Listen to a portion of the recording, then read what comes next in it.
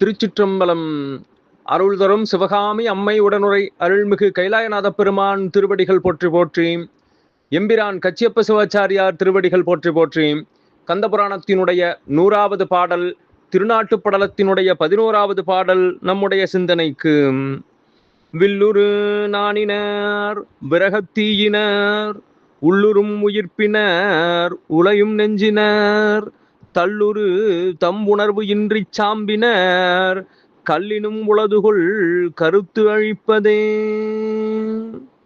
வில்லுரு நாணினர் தங்களுடைய இயல்பாகிய அந்த வெட்கத்தை விட்டுவிட்டார்கள்.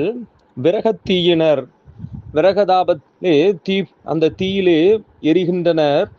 உள்ளுரும் உயிர்ப்பினர் அங்கே பெருமூச்சு எரிந்து நிற்கின்றார்கள்.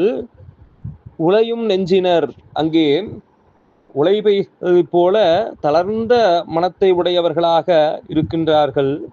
தள்ளுரு தம் உணர்வு இன்றி சாம்பினர் உணர்வற்ற நிலையிலே தள்ளாடி சோர்ந்து நிற்கின்றனர்.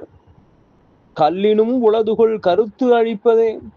இந்த கல்லை போல ஒருவருடைய அறிவை அழிக்கக்கூடிய பொருள் வேறு ஏதேனும் உள்ளதா என்று அந்த கல்லை உண்ட பெண்களினுடைய நிலையை காட்டி நமக்கு கல் உண்பது அறிவை மயக்கக்கூடியது, அதனால் நம்மால் எவ்விதமான நற்செயல்களிலும் ஈடுபட முடியாது என்பதை நமக்கு எடுத்து உரைக்கின்றார் கச்சியப்ப சிவாச்சாரியார். திருச்சிற்றம்பலம்.